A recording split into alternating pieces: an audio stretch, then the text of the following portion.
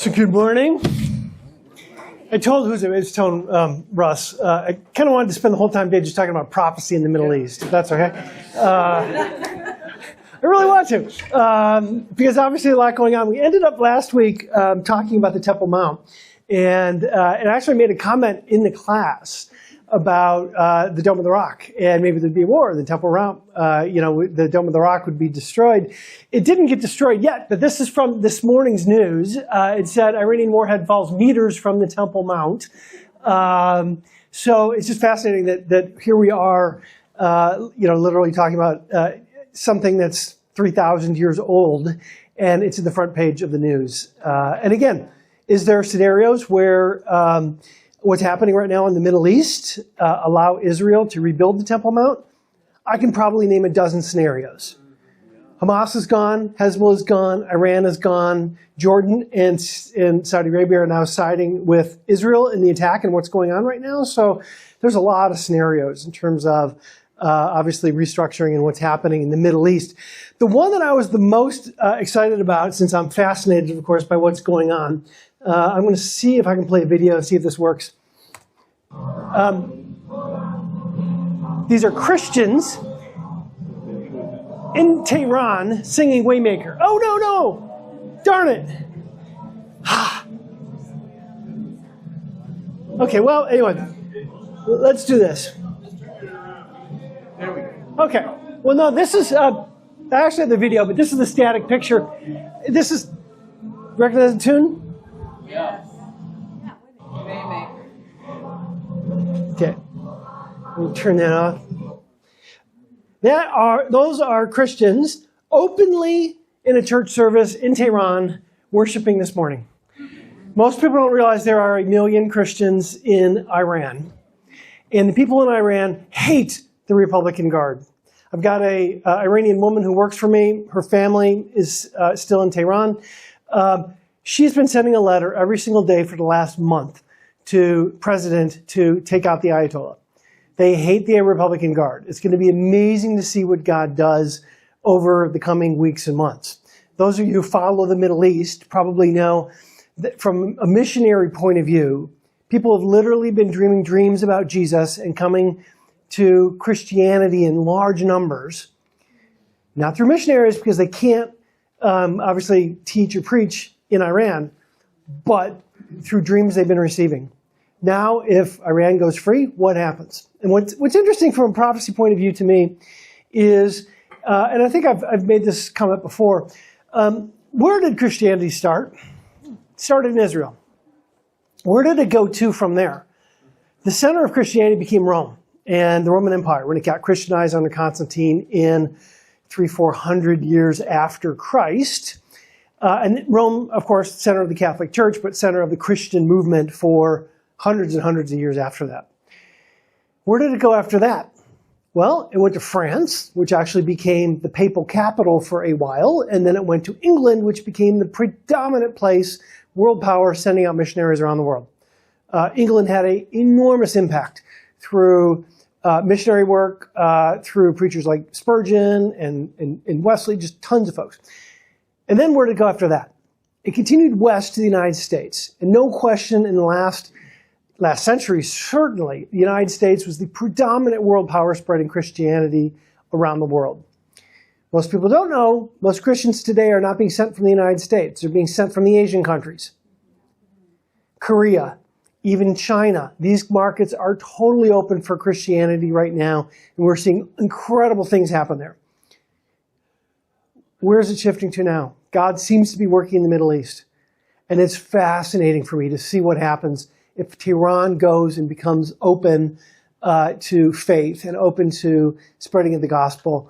You're literally now returned around the world. And of course, Matthew 24, my favorite punctuation in the entire Bible. The gospel will be preached to the whole world, comma, and then the end will come. This is what we're seeing, the completion of the gospel being preached around the world. And it is so encouraging. But as it relates to today, I saw this morning in a meme, and I had to share it. 538 BC. This is when the Persian king Cyrus released the Israelites from captivity and let them return back to their homeland. 2026, Israel in large extent. We get all the credit because we're the United States. Israel is carrying more than their fair share of the load in the war right now, freeing the Iranian people who are Persia. So, do we not think there are prophetic implications of what's happening in the Middle East? I don't think God is neutral in what's going on right now. I think God is working a wonder. We're in a situation where no Hezbollah, no Hamas, no Iran, no IRGC, and you've got the other Arab countries relatively open to freedom and spread of the gospel. I'm so excited about what's happening right now. I could literally spend the entire hour talking about it, and we'll kind of sort of talk about it because I think this is why archaeology is important. Understanding who Cyrus was, kind of important in terms of the grand scheme of things. Anyway, so we spent last week talking about the kingdom, meaning Saul, David, Solomon, and the Temple Mount. Obviously, Temple Mount is even just more fascinating today. I'm kind of excited about going to Israel in the fall. I know Ryan said we're kind of wait and see. You know, I'll be honest. I think by October, Israel's going to be the safest it's been in its entire history. I mean, there are no enemies left after this, assuming something horribly doesn't go wrong. I'm kind of excited about going at that point. But at the end of last week, we talked about Solomon. And we talked about Solomon marrying 1,000 wives and all leading him astray with idolatry worship and things like that. And then what we saw is the breakup. And today we're going to talk about the broken country of Israel. Israel under Jeroboam. I actually provided this sheet. This is going to be pretty useful for you as we kind of go through today. After Solomon died, the kingdom split. Jeroboam in the north is called Israel. Super confusing. Because Israel is a person. Israel is Jacob. Jacob got renamed Israel. Israel is a people group. The descendants of Jacob were called Israelites. Israel then became a nation under King Solomon and obviously David. Israel now refers to half the kingdom, which is the northern half, the 10 northern tribes, called Israel. And then they'll get referred to as a people group again when they get taken captive by the Assyrians. And then they'll come back and become a nation again. And then the Romans will basically conquer them, kick them out of the country, and there'll be a people group again. And then now they're a state again. And then in the end times, there's a whole separate reference to Israel and sort of Christ's kingdom. So you always got to be careful when you look at the Bible and you see the word Israel because it means like 10 different things, depending upon the context. So Israel, at least for today, we're going to refer to the 10 northern tribes. Judah and Benjamin, the two southern tribes, get ruled by Rehoboam in the south, and eventually becomes known as Judea. So Israel, Judah, Israel becomes also known as Samaria, and Judea. Super confusing, but that's how it went down. So I want to talk a little bit about how we ended up in the divided kingdom. Solomon obviously sinned grievously against the Lord. The Lord took his blessing off of Israel. His son Rehoboam was first in line for the throne, so should have inherited it. But then we get to these passages in 1 Kings, which is on the handout that I gave you. 1 Kings 12, verses 3. The people assembled in a city called Shechem. Why Shechem, we have no idea. But they assembled in a city called Shechem and promised their allegiance to Rehoboam. And they said this. Verse 4, quote, "Your father made our yoke heavy. Now, therefore, lighten the hard service of your father and his heavy yoke upon us, and we will serve you." And he said to them, "Go away for 3 days and then come back to me." So the people went away. So they basically said, look, we're going to follow you. You just got to make the load lighter, right? Reduce the taxes, lower taxes. We're taxed enough already, whatever you want to say. So he consults the elders. And the elders are like, yeah, that's a good idea. We want to keep the kingdom together. Good way to, motivate people, lower the taxes, reduce the workload, etc. Keep in mind, Solomon taxed the people tremendously, in part to build the temple. The amount of money that was used to build the temple is the equivalent of $200 billion today. That's more than we spent on the International Space Station. Huge amount of money. So large taxes during Solomon. People are taxed enough, they're pushed back. And then the people, like I said, the elders said, yep, lower the taxes, they'll serve you.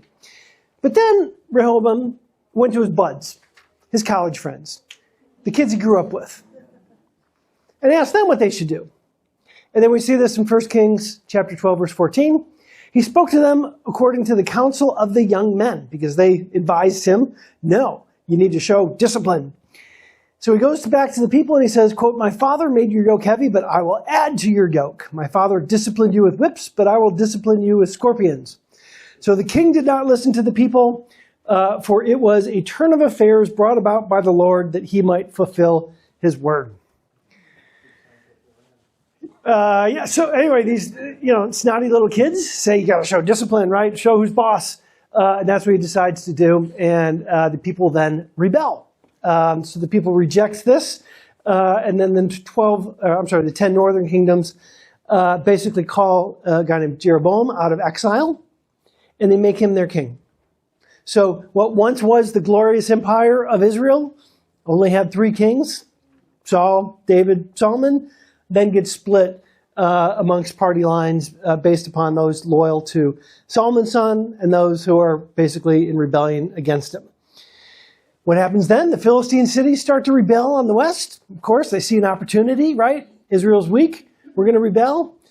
Ammon to the east rebels. And then as we saw a little bit last week, Moab also rebels, which is to the northeast, and basically says, hey, we're going to take advantage of this opportunity. So we end up with 2 kingdoms, and then what we call the divided kingdom is what we'll talk about today. So what you see here is basically 2 lists, the one on the right, one on the left. And this is where it gets very confusing in Chronicles and Kings, where you end up with all these different kings doing good things, bad things, and it seems like there's a lot of them because there's 2 kingdoms now, right? On the right-hand side of this is the northern kingdom. The left-hand side of this is the southern kingdom. So we're going to talk about some of these guys today. There's a lot of archaeological evidence about what happened during this period. So we're going to talk only about sort of the highlights. But essentially, Jeroboam, who's the head of the north, basically says, we got a problem because Jerusalem's in the south. And Jerusalem is where the temple is. And all of the worship of the people is centered on Jerusalem. And they have to go and make pilgrimages there. And they have to go and make offerings there. That's a problem for us because we're the north now. We don't want people going to the south. I'm afraid I'm going to lose my citizens because they're going to march down to the south and they're going to hang out there. So he decides we're going to set up our own temple. We're going to create our own temple. Why not? And create these worship centers. He creates one in Dan and the other in Bethel and sets up his own altars, makes himself high priest, and then has non-Levites basically start worshiping, sets up 2 golden calves that they can basically worship to. And this is basically the worship center. So you can actually go visit one of these spots today. This is Tel Dan. So Tel, again, being big mount that gets undug. This is Tel Dan in the north. This is on most tours of Israel. I've been there.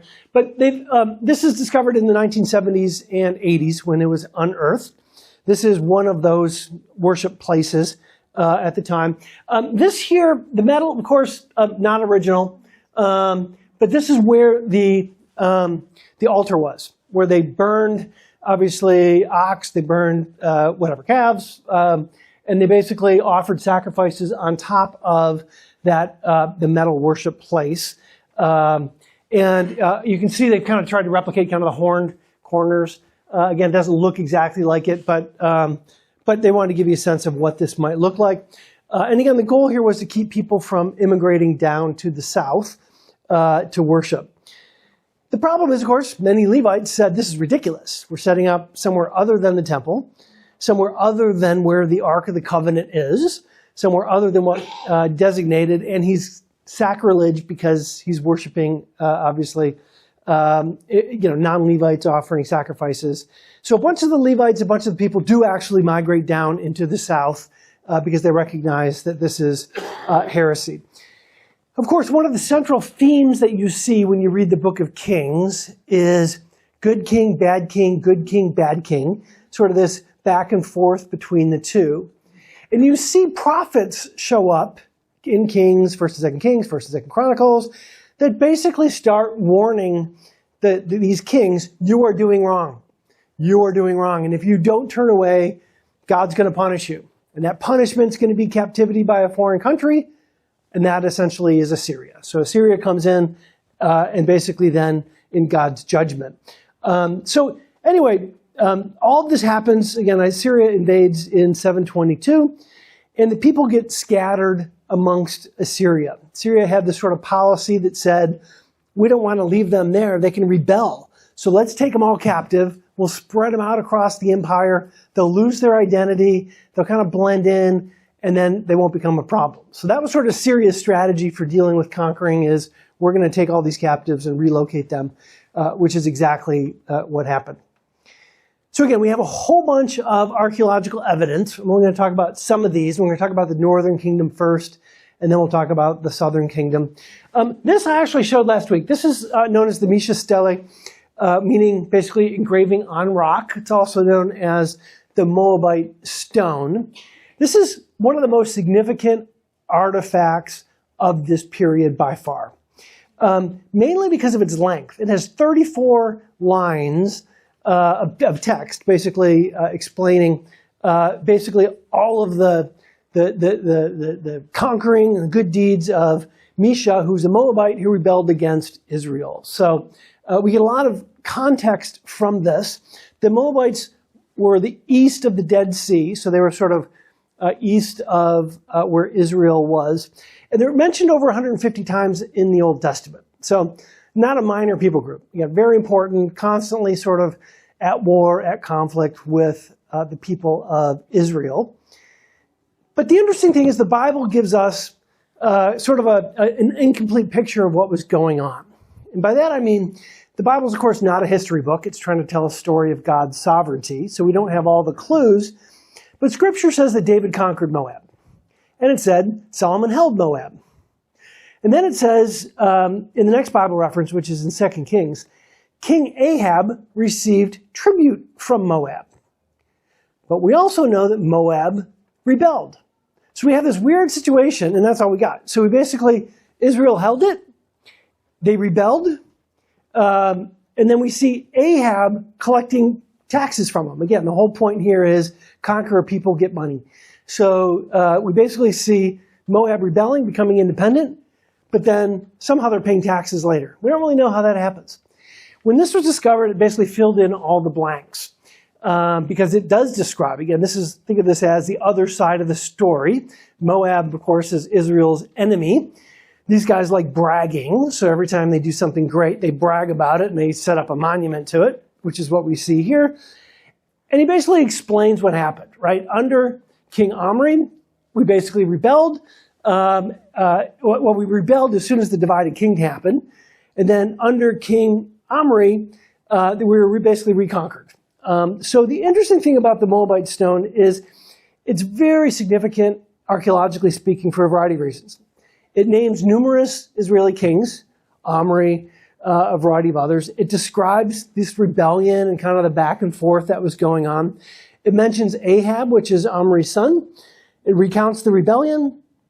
It also attributes the victory to Chemosh, which is the god of Moab, which the Bible also describes.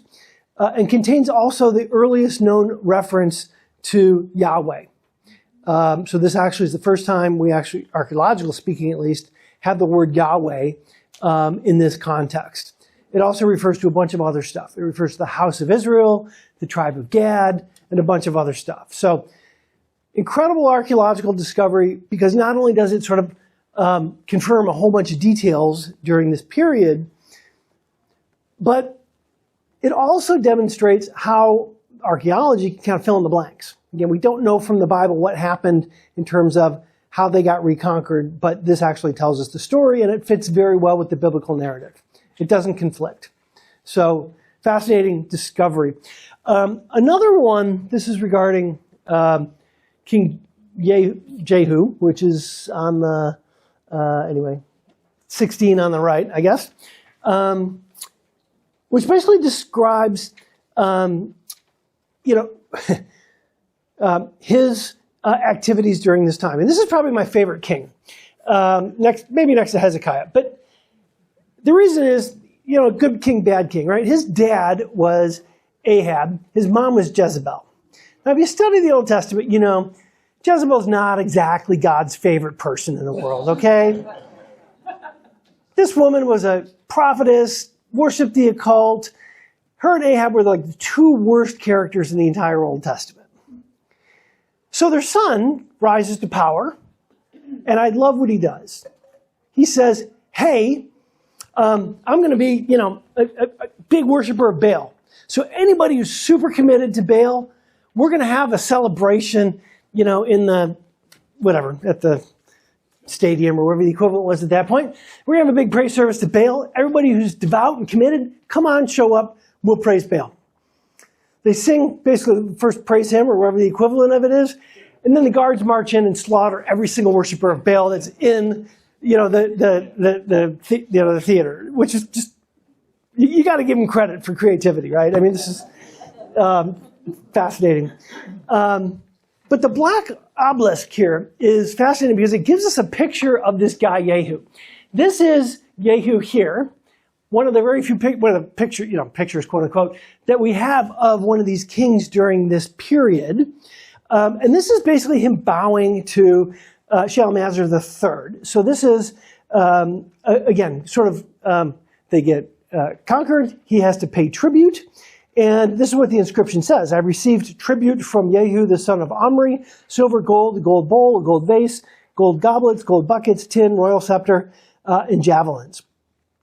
And then it recounts sort of the invasion of Shalmaneser III that mentions Jehu as well. He said, I received tribute from Jehu, the son of Omri, and on my return I ascended Mount Lebanon and set up my royal stela. So again, these kings, every time they did something good, like conquer, they're setting up a monument, right? So this is what we have here on this thing called the Black Obelisk, is basically a monument celebrating Shalmaneser, who's Egyptian, coming in, conquering, demanding tribute, and then, graphically painting a picture of this king that we know from the Bible does exist. So very interesting because, again, we get a picture of the king. It confirms a bunch of stuff that we know in terms of the biblical account. And we also know, obviously, this mentions a bunch of other kings as well. And then I won't spend a lot of time on these next two, but they are kind of interesting. This is the Tel al-Rima stela. And basically, it was discovered in Iraq, in Mosul. So this is an Assyrian artifact set up, and it describes a campaign that he undertook. And it basically says he received tribute from Joash of Samaria. So again, another one of these monuments praising the king. Here's what I did, these brag things, brag rags. I guess that's a word today, right? Brag rag. They basically, hey, this is what we did to describe some of his other exploits. And then we have basically this seal of Shema. So Jeroboam II, which you see here at about 3/4 of the way down on the right. He was a contemporary of Hosea and Amos, and he was probably the best king in the northern kingdom. And in 1904 in Megiddo, so this is in Israel, this is discovered. And then basically the inscription reads, belonging to Shema, who's the minister of Jeroboam, which we know from the Bible is actually a description of one of his advisors. Very common minister of, again, these were seals used to seal official correspondence, but again, confirms what we know of in the Bible. The fascinating thing for me is we never have a case where something comes up in the archaeological record that contradicts the Bible. We don't have a complete archaeological record of the Old Testament and all the kings. We have plenty, but every time something new gets discovered, it fits like a puzzle piece into the Old Testament. Sometimes gives us additional detail and things like that. So that's the stela of, or the seal of Shema. And the lion is the symbol of the northern tribes. So that's sort of the north. Let's talk about the south, which is, to me, a little bit more interesting.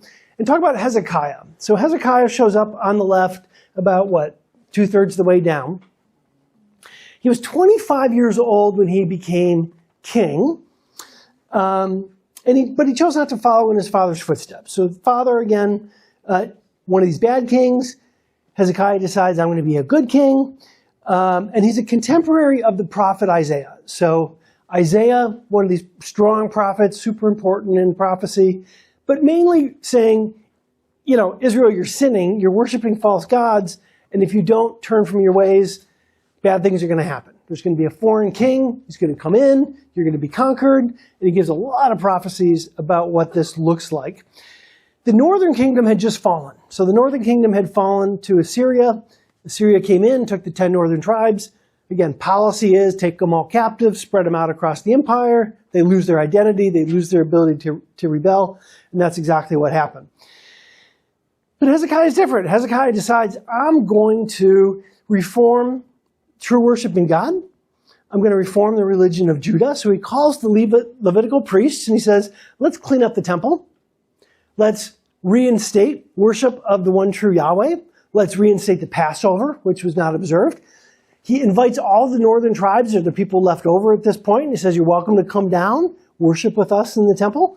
And then Moses, some of you know the story, had created a bronze serpent as part of an account in the Old Testament, which was used to help cure the Israelites at the time. But people were worshiping it. They were worshiping the bronze serpent and kind of missed the point of what the bronze serpent represented, which was a kind of a pre-configuration of Christ. And they started worshiping the idol. So Hezekiah says this is wrong, and he destroys the bronze serpent so that they were not worshiping the idol himself.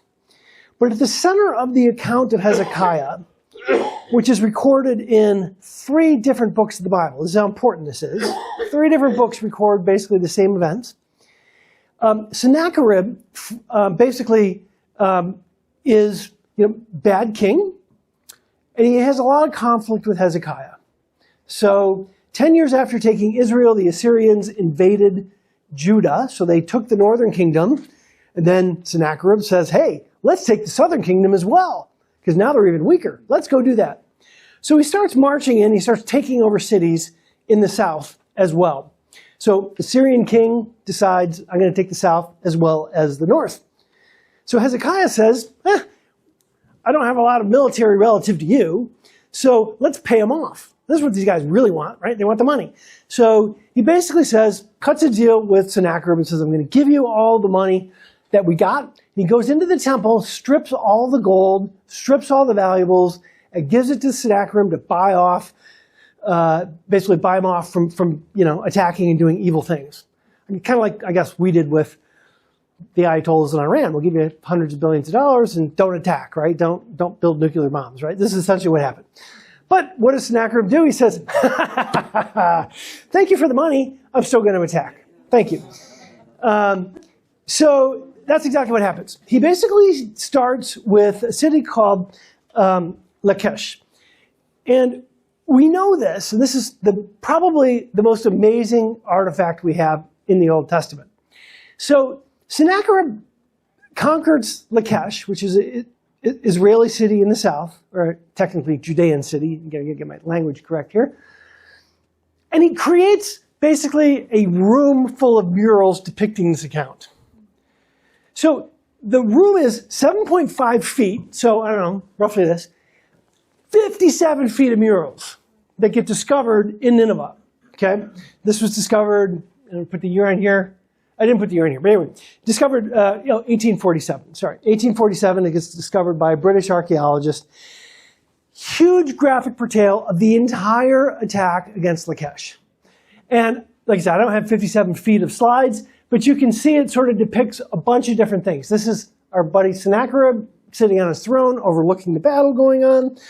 And it's remarkable that 2,500 years later, we actually have, pictures, photographs, if you will, of what this thing looked like, right? And it basically goes through the whole story in terms of these reliefs. It shows basically Lachish in the heat of battle against Sennacherib. And the momentum is clearly on the Assyrian side. The Assyrians have, obviously a higher number of people, but it portrays the Israelites fighting for their lives, right? You got in the air, I don't think I showed it, but you basically have a whole bunch of, ballistas and, whatever, the equivalent of cannonballs. You've got arrows in the air. And then at the bottom of this panel, you see a whole bunch of people getting slaughtered. They basically took the people of Lachish, basically impaled them on spears.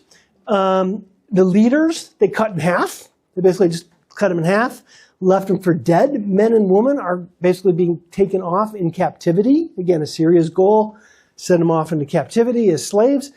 And the leaders are totally killed. This is a huge thing in the Bible. It's mentioned 3 times. So this Battle of Lachish, well known. We know the details of what happened. And the pictographs that we have from the archaeological record are very accurate. So they've actually excavated Lachish. They found the siege ramp. They found it's full of arrows and basically, stones that were thrown down, and basically all the archaeological evidence in terms of how they supported the walls and everything else matches the account that you see in this king's throne room in Nineveh. So virtually all the details have not only been confirmed through the archaeology, but also through what was found in Nineveh, including destroyed gate. There was a well. So after the attack, everybody who killed, they put 1,500 people down a well. They didn't want to bury them. That's not like they're building coffins for these people. So they threw them all down a well, and there's a well with 1,500 skeletons in it, showing it. So it also kind of gives you a sense of how horrible these attacks were, right? These were not polite. These were not clean. These were sort of devastating attacks that happened at the time. So then after conquering Lachish, he conquered the north, conquered Lachish and a bunch of other cities in the south. He then decides, I'm going to go after Jerusalem, right? This is the creme de la creme, the capital city. This is where Hezekiah is holed up. We're going to go after Jerusalem. What can they do? Hezekiah decides, okay, we got to prepare for this. I mean, he saw this coming, right? He had a bunch of other cities that were getting conquered. He's getting the memos. He's saying, they're coming after Jerusalem. We need to prepare. So Hezekiah, being a smart king, says, okay, we're going to repair our wall because we got a bunch of work that was kind of needs to be done on the wall. He built a bunch of towers. You need towers so you can fire down at the bad guys. He erects a new wall inside of the city, so kind of a double wall, to sort of protect if they get through the first wall. But then he also takes basically the water supply for Jerusalem, which is in the Gihon Spring, which sits outside the city walls, and says, this is a problem. Because if they attack, my water is outside the city. Bad because I don't want them to have water, but bad because I need the water. So he covers it up and then digs what's known as Hezekiah's tunnel from that spring into Jerusalem. And this account is actually recorded in, like I said, in 2 Chronicles, in Kings. And Hezekiah then did something that most of the other kings were not very good at. He starts praying. He recognizes that God had protected Jerusalem many times before, and he starts praying. And that's where we sort of pick up this story in 2 Chronicles 32 that you have here.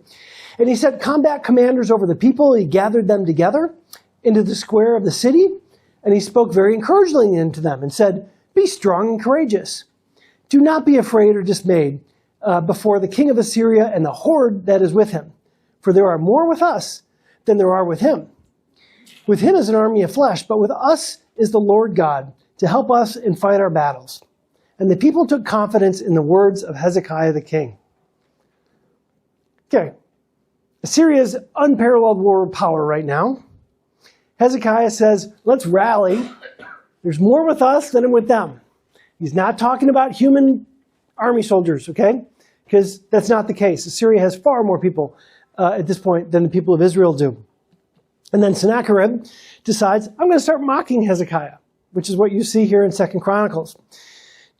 Good general rule of thumb, don't mock Lord God.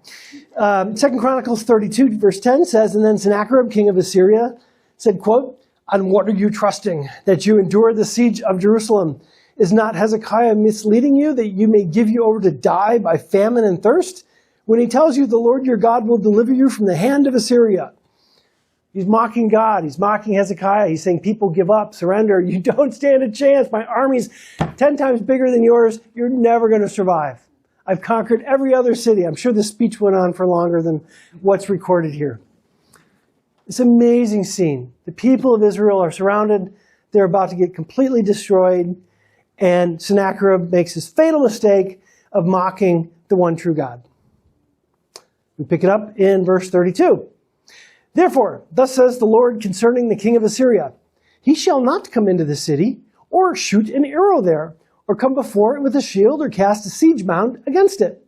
Again, Sennacherib's right there. He's not hundreds of miles away. He's sitting right there about to attack. God says he's not going to fire an arrow at it, or even cast a siege mound against it.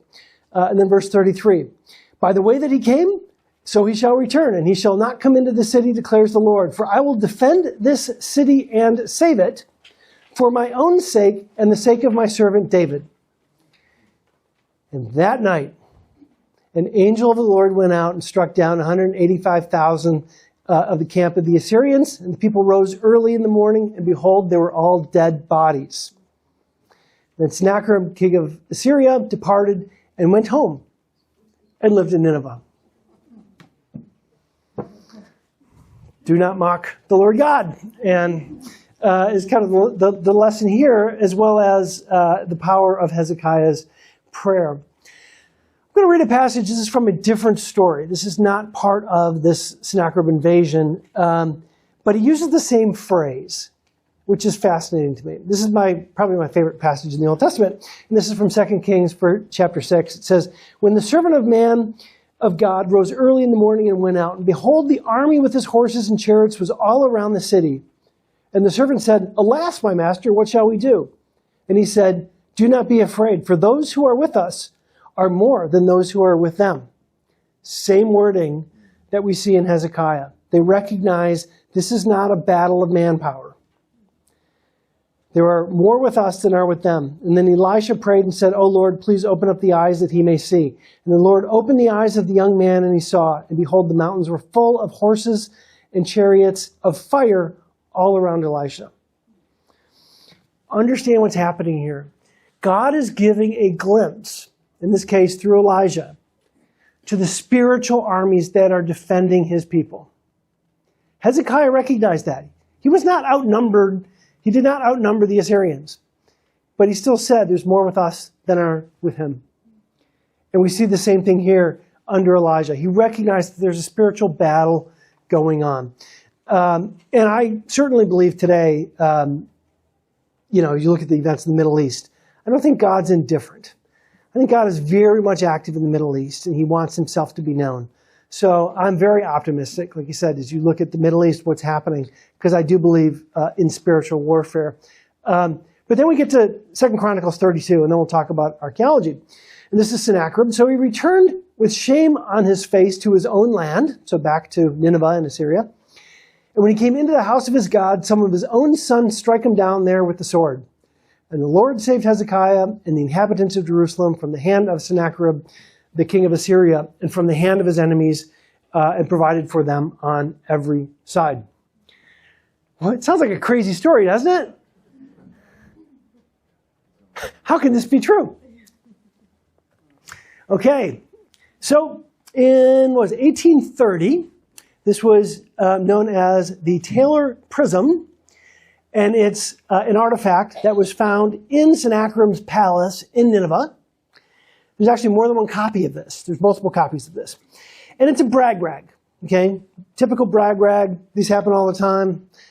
Prism, like I said, it's about 15 inches high. And you can see a lot of writing, right? It records the first 8 military campaigns of Sennacherib. And Hezekiah is mentioned 30 times in this prism, okay? So very important in terms of corroborating the historical events. So what we know from this is, 1, Hezekiah did not submit to Sennacherib's army. Okay, we know that. We know that Sennacherib destroyed numerous Judean cities. Actually, there's about 13 cities in the south that he basically destroyed before he then came after Jerusalem. Which kind of makes sense. If you're going to attack an enemy, you go after the easy targets first before you go after sort of the big prize. We do know from the prism that Sennacherib surrounded Jerusalem, and neither the Bible nor the Taylor Prism or any of the annals that were found record that Jerusalem was captured. In fact, this is what it says, and I think I may have included this. This is actually from the prism itself. As for Hezekiah, again, bragging, you got to put this in the voice of Sarkar. As for Hezekiah the Jew, he did not submit to my yoke. I laid siege to 46 of his strong cities, walled forts to the countless small villages in their vicinity, and conquered them by means of a well-stamped ramps. And battering rams brought near the walls combined with attack by foot soldiers, using mines, breaches, as saper work, whatever that is. I drove out of them 200,150 people, old and young. So again, they're taking captives, sending them off. So 200,000 people in the south get taken off, as well as horses, mules, donkeys, camels, big and small cattle, etc., and considered them booty. Himself, meaning Hezekiah, so Hezekiah, I made a prisoner in Jerusalem in his royal residence like a bird in a cage. And then it ends. Now, Sennacherib is not exactly known for, humility, okay? He boasts of everything. If he had captured Jerusalem, there is no doubt he would have boasted about it, because this is the prize of prizes, right? Jerusalem is the capital of the entire kingdom at this point. He never brags about it. This is where he ends. I caged him in like a bird. And then I turned around and left and went back up to my camp in Assyria and got slaughtered by my kids. That's essentially what happens, right? So he never says anything about attacking, conquering, or launching any battle against Jerusalem, even though they had him completely surrounded. How could that happen? He's there. He's got his army. The only explanation is the one the Bible offers, where God supernaturally intervened and 185,000 Assyrians were killed. He wakes up, looks around, his entire army's dead, and he says, we need to go back. So he goes back to Assyria. I'm assuming his kids detect weakness, and they basically mount a coup against him. Amazing cooperation. Again, it doesn't say I had 185,000 people die, but that's not something he would ever write down. He would never say that. It'd be great if he said, oh, they all died and I praised the Lord God, but of course that's not what happened. But the fact he never describes that he even shot one arrow into Jerusalem is incredible confirmation of the biblical account. But we have more. So this is... yes? Before you go on, you were saying what sappers are? Yeah. There's the engineers that dug underneath the wall to actually dug in and weaken the walls so they could fall. Oh, okay. The sappers. Okay. They were, so the sappers were the diggers who dug underneath the wall. They basically mined under the wall and then could bring it down. Okay. Okay. Oh, yeah, very interesting. Okay, so then let's talk a little bit about these bullae, which is the plural of bulla. So we actually have, these royal seals that pop up every once in a while. We do know this. We do know from the Bible, 3 different places. Isaiah 36, 2 Kings 18, and 2 Chronicles 29, that Hezekiah and Isaiah were very close. The Bible mentions them together, I think I wrote it down. 34, more than a dozen different times in terms of mentioning them together. So Isaiah is a close confidant of Hezekiah.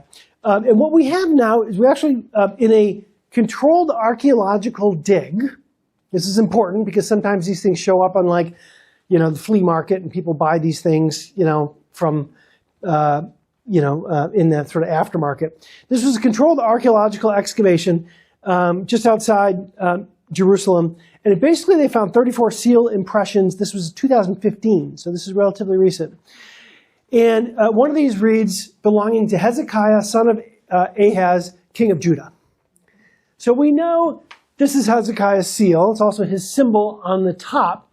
But discovered within, I think I wrote down 10 feet, less than 10 feet from this, was also the seal of Isaiah. It says, quote, belonging to Isaiah the prophet. And again, we can be certain these are authentic because they were dug in a controlled excavation. We know exactly where they were found. A bunch of people unearthed them. Of course, they take all the pictures and stuff. And again, we see them mentioned, 14 times together. So the fact that they're seals, again, you can imagine they're kind of, this is where his office is. Isaiah walks in, they break these seals. I don't know if they throw them in the corner or whatever they do, but we do have, like you said, incredible confirmation that Hezekiah certainly was real. We know not only from this, but from all of the Taylor prism and everything else. But we also have Isaiah's seal.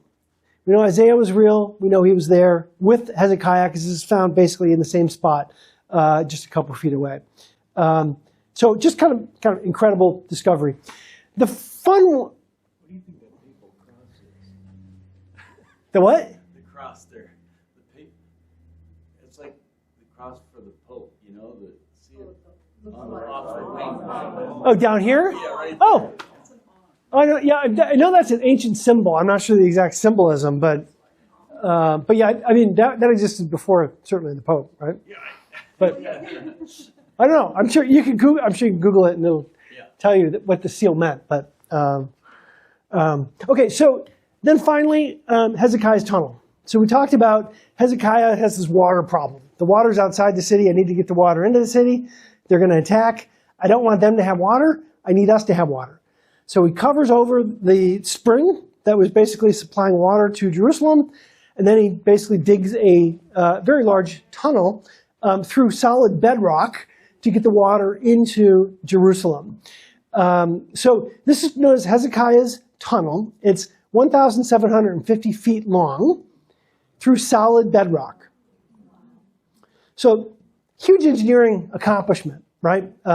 I suppose people are very motivated knowing that they're about to be invaded and they need water. But also huge engineering achievement because the grade is incredibly consistent at 0.06%. So the water kind of meandered down into Jerusalem where they could get access to it through a well.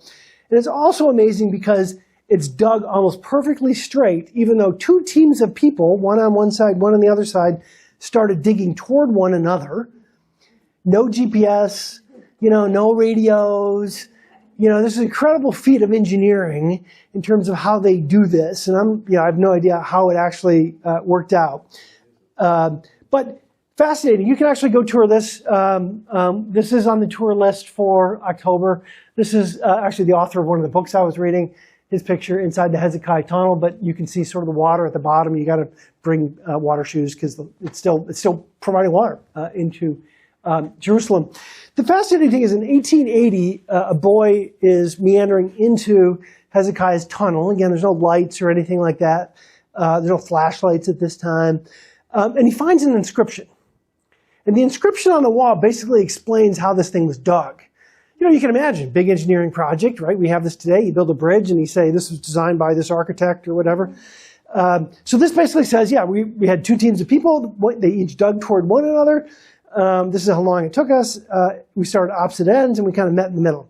So anyway, the kid shows other people, and then a Greek antiquities dealer decides that'd be a really cool artifact. He chips it off of the wall, and then basically decides to sell it, puts it on the market, at which point the Turkish authorities arrest him, take it, and then they stick it in a museum. So this is now in a museum in Istanbul.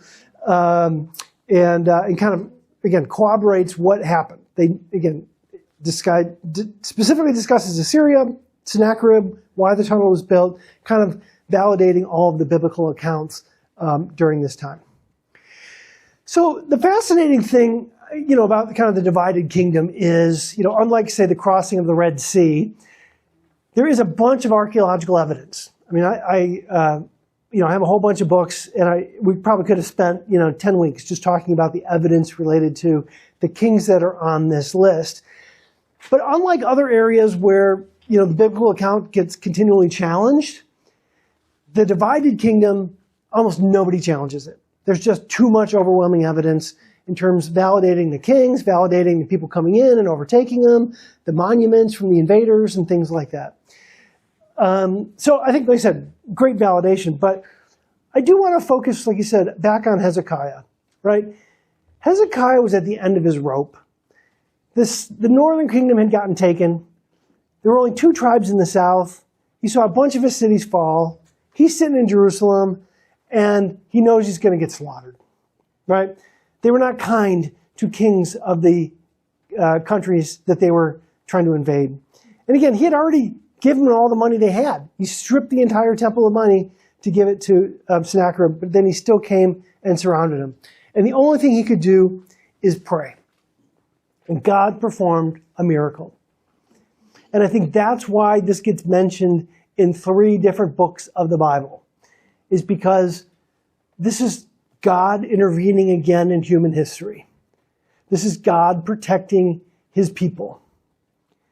This is, like I said, God performing a miracle. And I think, for us in modern day, we don't see it this often. But I suspect, when we die or go to heaven or maybe get raptured and show up in the millennial kingdom with Christ, you're going to ask him and say, well, why didn't you do miracles in this day and age?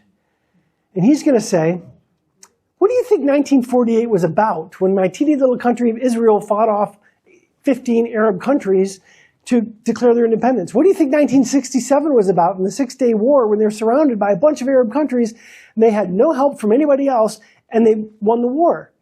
Do you not think I was involved?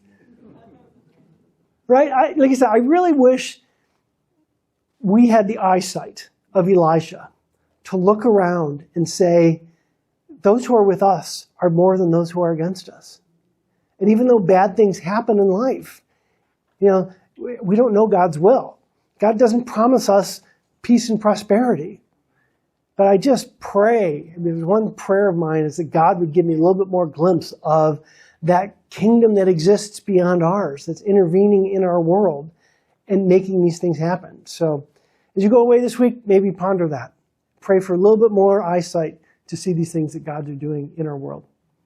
Let me close in prayer, and then I'll be happy to answer questions. God, thank you so much for what you do. Thank you for your word. Thank you for these miracles that we see. And I just pray, Father, that you'd be liberating the Middle East, Father, so people can worship you and that gospel can spread just at an incredible pace back in the Middle East where it all started, so that we can see ultimately the conclusion of your plan for this earth. Amen. Okay, question.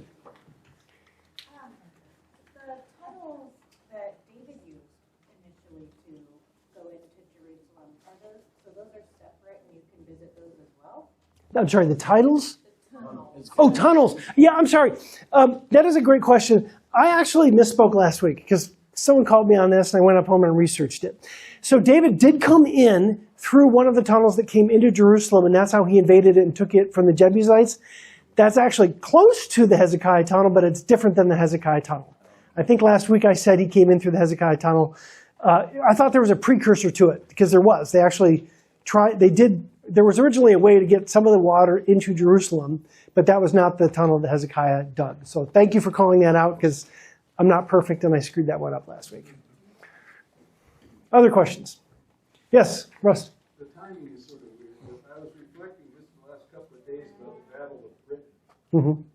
And the United States didn't believe the British. They were saying, what you're saying can't be true. You're being overwhelmed. You won't admit it. They said, well, let's just see what happens. And of course, in the end, Britain was not conquered. And it was kind of miraculous. So he may not just be doing religious work.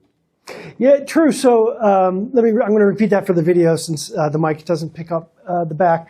In the Battle of Britain, like you said, does God do things beside religious wars? Does he intervene in human history? And there's no doubt that is the case. I mean, I don't think you can look at the life of, say, William Wilberforce, who was the person mainly responsible in the British Empire at the time for ending slavery. That was directly and responsible for prayer and for Christians rising up against it. You saw the same thing here in the United States as well. And again, it didn't happen by accident. It wasn't, if any of you watched the movie Amazing Grace, watch the movie if you haven't. Fantastic movie about kind of William Wilberforce. He's one of my favorite characters, but you kind of forget, because it doesn't, you can only tell so much in a movie, what was happening in England at the time, right? England was a pit of morality. It was just kind of moral decay. Slavery was abundant. So Wilberforce fought in Parliament, but equally as important, you know who was also there speaking out against it? Charles Spurgeon, the guy who's considered the prince of preachers, starts 19 years old, preaching to 25,000 people, the first and largest megachurch in the world. No microphone. I don't know how he does that. I have a microphone and there's 50 people here, right? And rails on it. And you see the same thing with Wesley and a bunch of other people. This is what led to the end of slavery, was people crying out. And I have no doubt that, you know, he said, when the whole story is told, there's 1 million Christians in Iran right now. What do you think they've been praying for? They've been praying for this, and at some point God says, I'm going to answer the prayers of my saints. Right? And again, I don't know what's going to happen in the next week or two, right? So like, take it with a grain of salt. But I would not be surprised at all if religious freedom came to Iran like it had in kind of the early 70s era, and people were then again free to worship, because I think if God is involved, that's his agenda, that he will be known. Yep. Well, it happened in the middle of the day, Mm-hmm. you know, which was never, it was unprecedented. They usually struck it in the night, Yeah. and they got all the important people. Yep. Yep. I'm just curious about something. All the tablets and whatnot that they found, I noticed a lot of them look kind of similar. And were they all in the same area? So most of the ones I showed today were found in Nineveh in Assyria. So they've excavated basically the capital of Assyria at the time. Like I said, all of the reliefs in that room that I described, the 57 feet of reliefs, and the Taylor Prism, and whatever the other one was that I presented, they were all from the same place. It's all from the palace of the Assyrian king, the kings, and that's where they excavated and found them. So yeah, they're all written in the same language. And that's where they unearthed them. Was Nineveh the oldest city? Well, we suspect the answer to that is yes, meaning if you ask where the Tower of Babel was, it would be Babylon. You know, that's sort of the genesis of that term. Nineveh, not too far. So Nineveh was the capital, like I said, of Assyria. And before that, of course, it dates back to, Jonah, right? Jonah, I'm not going to go to Nineveh. They're evil, blah, blah, blah, blah, blah. So it was an ancient city. I'm not sure it goes down on the record of saying it's the oldest city, but. Okay, so thank you all. Have a great week.